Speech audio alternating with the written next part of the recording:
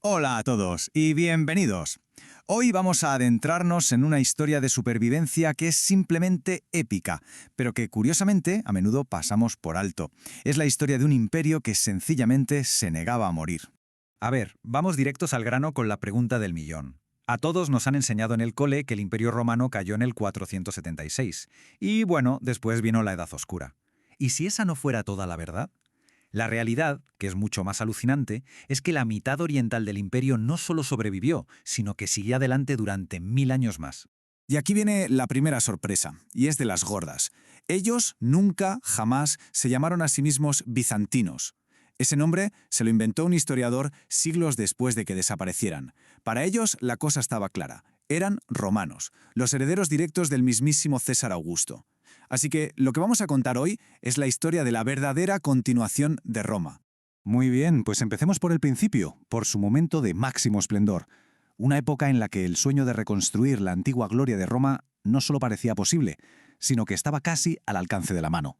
El protagonista de esta era es, sin duda, el emperador Justiniano I, un hombre que era literalmente un torbellino. Su reinado fue una locura de crisis y conquistas. Fijaos, a los 5 años de llegar al trono, casi lo pierde todo en una revuelta brutal, los disturbios de Nica, que dejaron la capital en llamas. ¿Pero qué hizo? Se sobrepuso y lanzó una de las campañas militares más increíbles de la historia. Sus ejércitos, con el genial Belisario al mando, hicieron lo impensable. Recuperaron el norte de África, Italia y hasta un trozo de Hispania. Y en el momento más crítico, cuando Justiniano ya estaba a punto de salir por patas y abandonar el imperio, fue su esposa, la emperatriz Teodora, quien le plantó cara con estas palabras, que han pasado a la historia. Básicamente le dijo, mira, prefiero morir aquí como emperatriz que vivir huyendo como una cobarde. Esta frase lo dice todo sobre la mentalidad y la determinación que tenían. Pero ojo, el legado de Justiniano va mucho más allá de las batallas. Él construyó los cimientos de verdad. En arquitectura nos dejó Santa Sofía, una de las maravillas absolutas del mundo.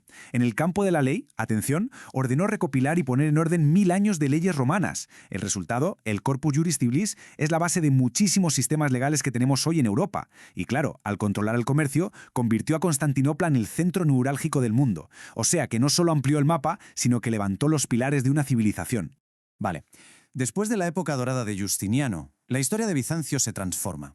Ya no es una historia de expansión, sino una saga increíble de resistencia, de aguantar contra viento y marea. Si tuviéramos que definir los siguientes 900 años de la historia del imperio con una sola palabra, sin duda sería esta: rodeados. Así de simple y así de terrible. Es que mirad esta lista. No era un enemigo o dos, eran todos, y muchas veces, todos a la vez.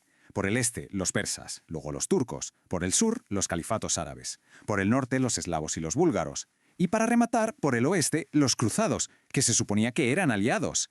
Su existencia fue una lucha constante, día tras día, solo para poder sobrevivir. ¿Y cómo lo hicieron? ¿Cómo aguantaron? Pues con mucho ingenio, y con tecnología punta para la época, como esta maravilla, el fuego griego. Imaginad algo así como un lanzallamas medieval, pero cuya sustancia ardía incluso sobre el agua. Era imposible de apagar. Durante siglos fue su arma secreta, su as en la manga. Le salvó el pellejo en el mar incontables veces. Estos números cuentan una historia alucinante de resiliencia. Fijaos en el batacazo tremendo entre el año 565 y el 775. Lo perdieron casi todo. Cualquier otro imperio se habría derrumbado. Pero ellos no. Y no solo eso. Mirad la remontada para el 1025. Se recuperaron y volvieron a expandirse. Eran como un boxeador que cae a la lona una y otra vez, pero siempre se vuelve a levantar. Pero claro, ninguna historia de supervivencia dura para siempre. Tantos siglos de guerra acaban pasando factura, y el imperio, ya muy debilitado, entró en un declive lento y agónico del que, esta vez, ya no se recuperaría. Si tenemos que buscar la fecha que marca la herida de muerte, el principio del fin de verdad, no es 1453, es esta, 1204. Lo de la Cuarta Cruzada es uno de los episodios más vergonzosos y retorcidos de la historia. La idea era que un ejército cristiano fuera a liberar Tierra Santa.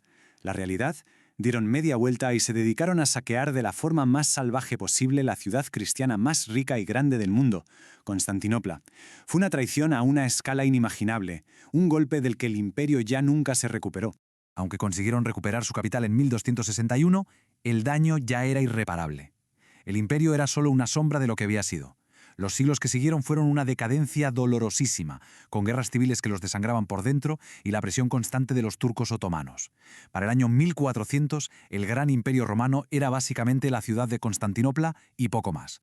Y así, el 29 de mayo de 1453, después de más de 2000 años de historia romana, todo terminó. El último emperador, Constantino XI, murió como un soldado más, luchando codo con su gente en las murallas de la ciudad. Un final heroico y trágico para la historia más larga de la civilización occidental. El imperio cayó, de acuerdo, pero su influencia sigue muy presente, de formas que a menudo ni nos imaginamos. Así que vamos a ver cuál fue su verdadero legado y por qué nos importa tanto hoy. Entonces, ¿por qué es tan importante este imperio olvidado? Pues mirad, primero fue el escudo de Europa. Durante siglos pararon un golpe tras otro que venía del este, dando tiempo a que Europa occidental se desarrollara. Segundo, fue la gran biblioteca del mundo antiguo. Salvaron de la destrucción casi todo el conocimiento de Grecia y Roma, sentando las bases del Renacimiento. Tercero, dieron forma a Europa del Este y a Rusia. El cristianismo ortodoxo, su cultura, su alfabeto, todo eso viene de Bizancio. Y por último, y esto es una paradoja increíble, su caída fue el catalizador de una nueva era. Al cortarse las rutas comerciales con Oriente, los europeos se lanzaron al mar, lo que llevó directamente a la era de los descubrimientos.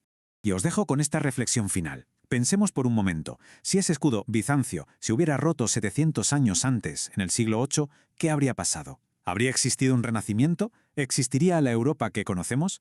Es una pregunta que nos demuestra que la historia de este imperio supuestamente olvidado es en realidad nuestra propia historia. Gracias por habernos acompañado.